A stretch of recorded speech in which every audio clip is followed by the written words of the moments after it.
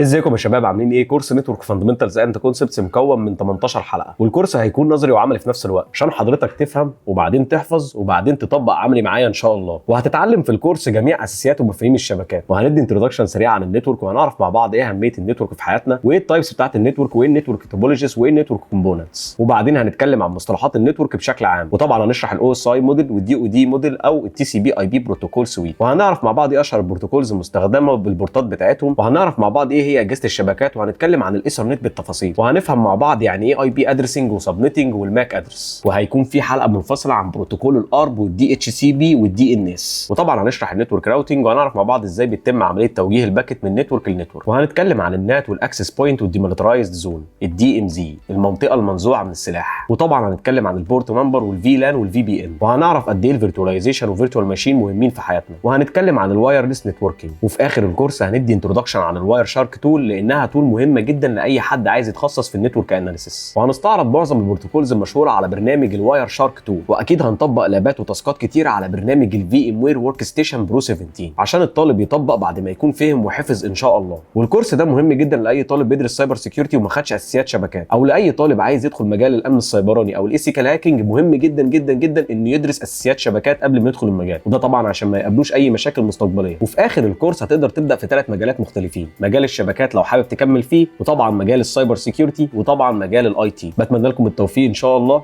سلام.